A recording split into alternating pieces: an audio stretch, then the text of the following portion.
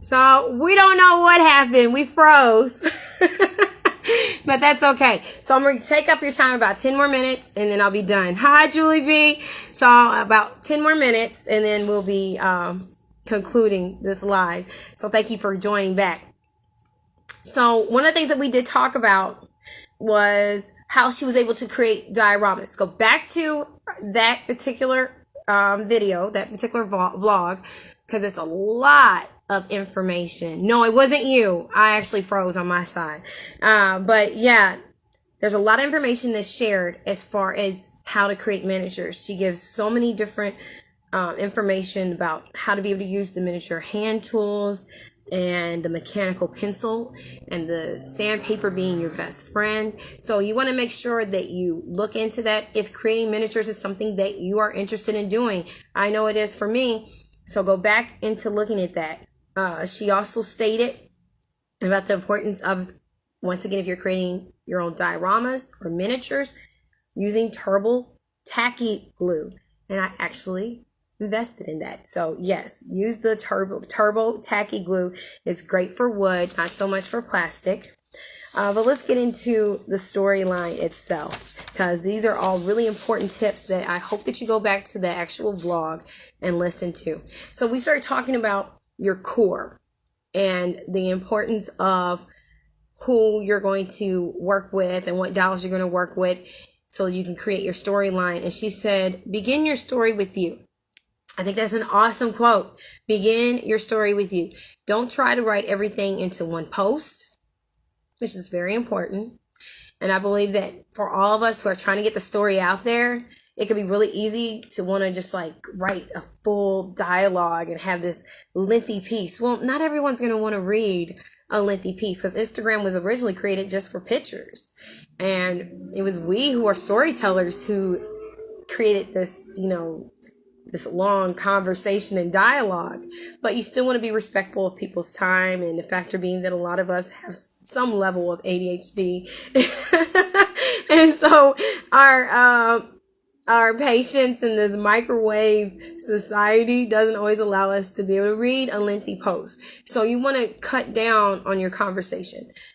Some of it you can share in another post, or some of it may not even be relevant. You may feel like it's relevant right then, but when you do edit it, you're like, okay, I really don't need all that right there. So make sure that you're considerate of that. Know your core. She said with herself, it was Julie B and then Julie B's man and then their friends. So that can kind of help you know how to branch it off. If you just have the one doll that you're starting off with, don't feel bad about it. Just like we said with previous conversations, you can make a lot of great dialogues and creative stories from the one character, and then you can invite someone else in, a friend or a boyfriend or whatever the case is, a partner. You can invite them in to that storyline, and then they have friends who visit or that they go out to a cafe with, and you can have that incorporated. So you don't want to be in a rush trying to put 7 dolls in there and then be kind of confused on what their purpose is. Start off with you. Even if it's not your mini-me, start off with the one and then let it branch off. She also uses natural light. So she talks about the importance of natural light, and that the more light that you have in your diorama, really the less editing that you have to do. And she said that editing is really something that isn't as fun for her. And as me too, it's not really a fun process. So the less work that you have to do with editing, if you could just kind of go in there and brighten it up a little bit and maybe add a little bit of sharpness and, put your watermark and shoot it on out there, that right there, keeps it still a fun process. She's talked about her storyline with Kat and Logan and Nova. And so we had that conversation about where her storyline was at and what was going to be taking place with them.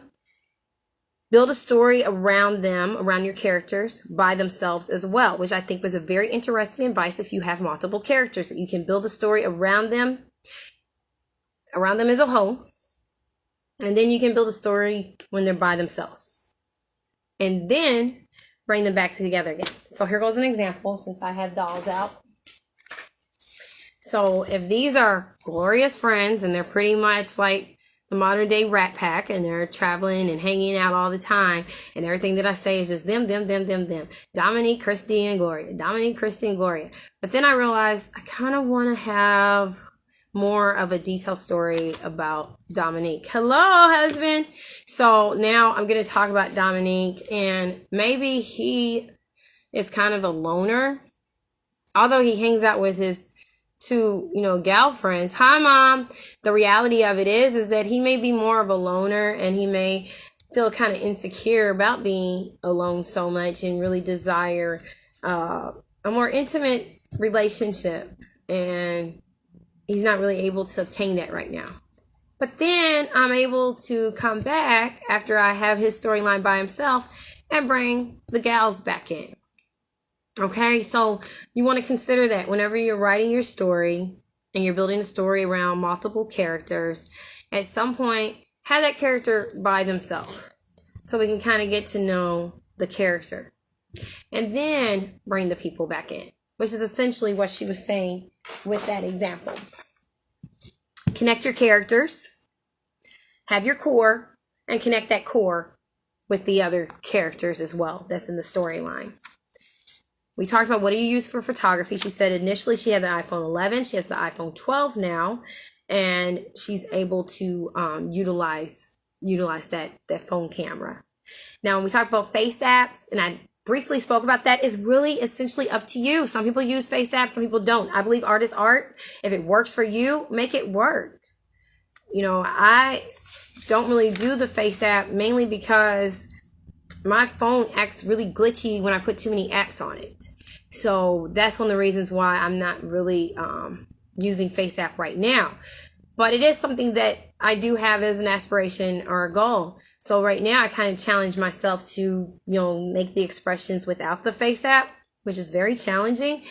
But if your thing is with FaceApp, do it. I love it. I've seen plenty of storylines with FaceApp, with smiling or with the twitch of the face. I love it. So I say do it. Do what works for you. Don't let anyone else discourage you from doing what's going to be important for you. One of the things that Julie B does, which I admire so much, and with so many other ones, Life in Dolldom, Ash Harbor. There's so many different ones who will purchase from Etsy shops, and they always promote those people's names in their work. I think it's awesome. It's an amazing thing to be able to do that. So she makes a lot of different purchases from different Etsy shops for clothing for her dolls, and she always puts that on there. So that's something, if you're wondering, where can I get a functioning purse, or where can I get some jeans for a curvy doll? Go on her page. I'm certain that you're going to see a post, and she tags the designers in those posts, and you'll be able to find an Etsy shop that's perfect for you. She also talked about puck lights, which is a great investment for your doll diorama to be able to add more light and more dimensional light into your photos. And it has a magnetic backing. And once again, you can go back to that vlog, that video vlog, and be able to find that out. She talked about how to be able to remove the shine from your doll's body, which will give that doll's body more of a realistic look, and that's using Mr. Clear. Once again, go back. There was so many goodies in that video that wasn't just dealing with the storyline itself as much as it was on how to make the photos really pop and make the storyline come alive even more using your dolls. So make sure that you go back into that to be able to do your own storyline. So one of the things that we also talked about were the pros and cons about writing your story. And one of the things that she stated was there was a challenge as far as not offending other people with what you write. Because we are writing for people with different personalities, right? Our dolls have different personalities, and then your audience has different personalities. And so you don't really know if what you put out there can be offensive or not. But nonetheless, you still have to get the storyline out of you. So you don't want to not write it just because you feel like other people may get offended. Some people may, and some people may read what you wrote and really be able to relate to it.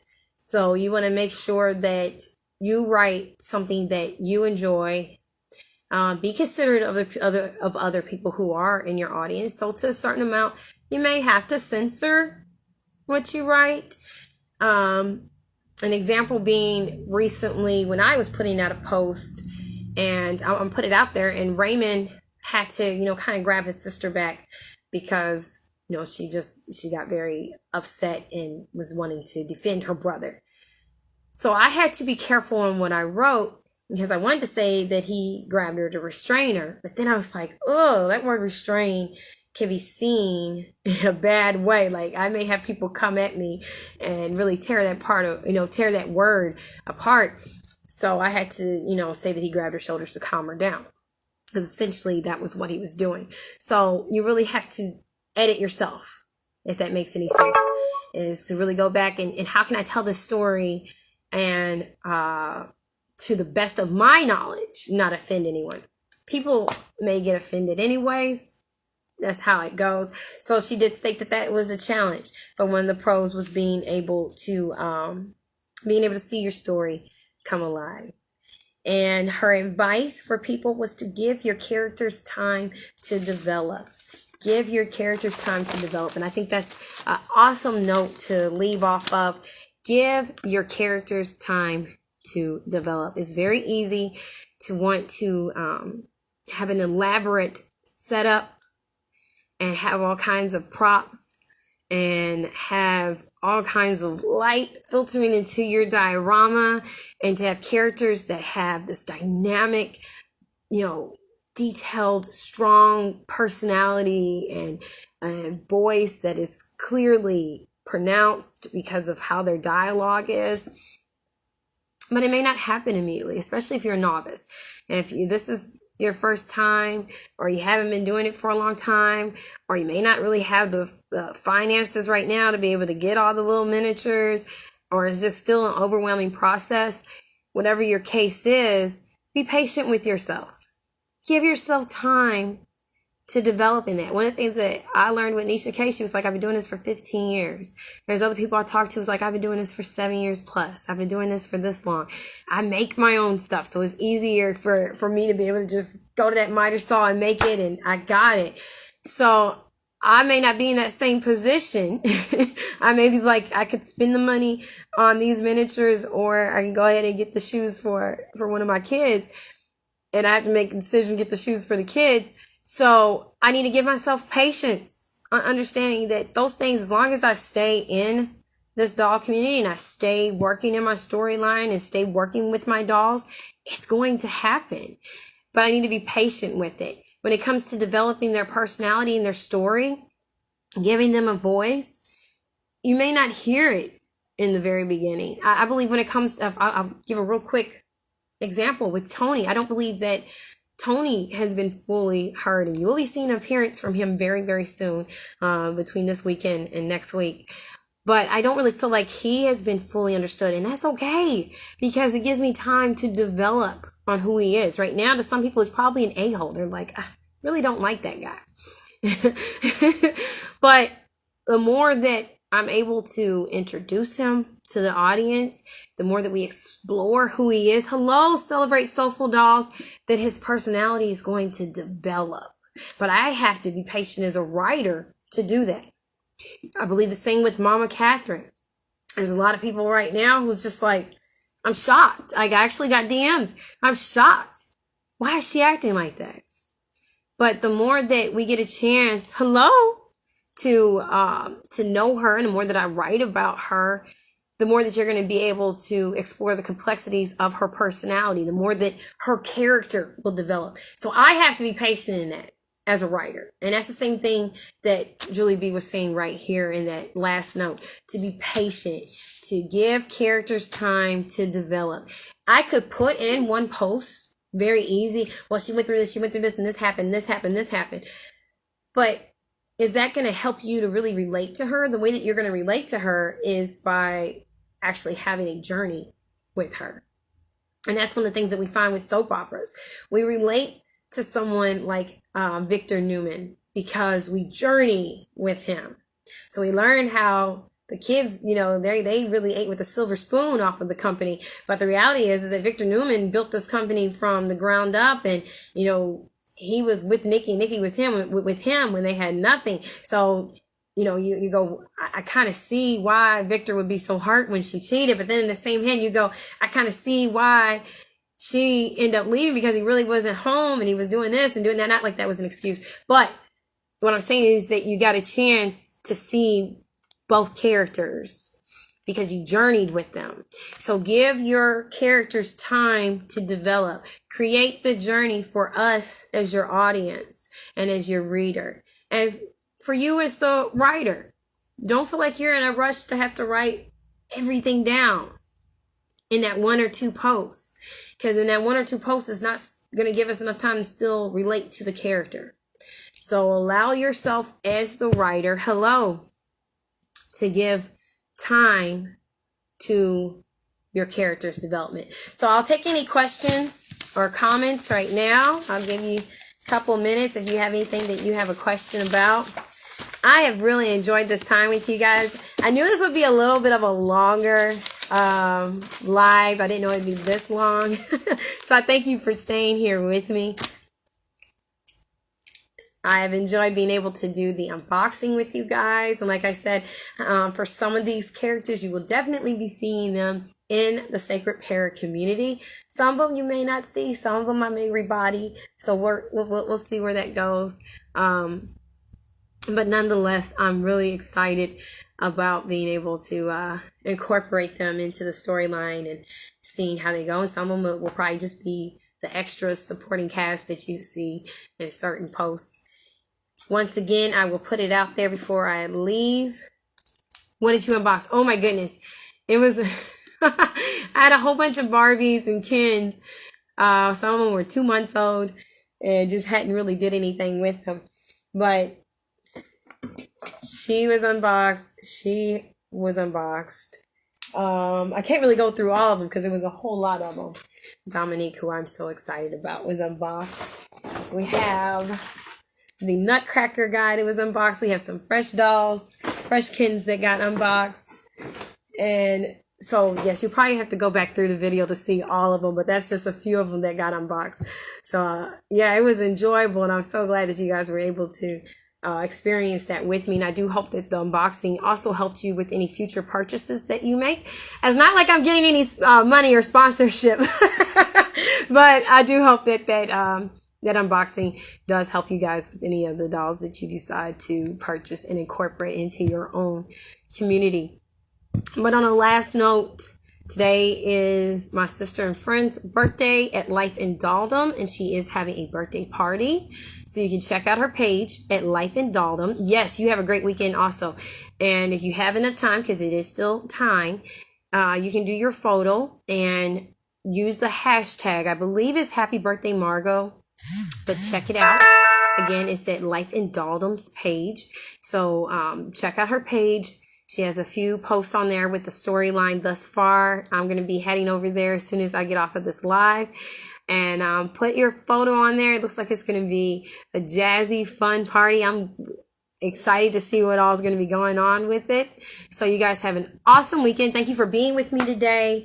I do hope that this recap was refreshing for you and helpful. And don't forget to tune in with me next week. I do believe it's going to be on a Saturday at 6:00 p.m. Eastern Standard Time. I will put that flyer out there. We'll have a special guest with me, as usual, who's going to be able to talk to you guys further about about our topic series of storyline content creation. So thank you guys again.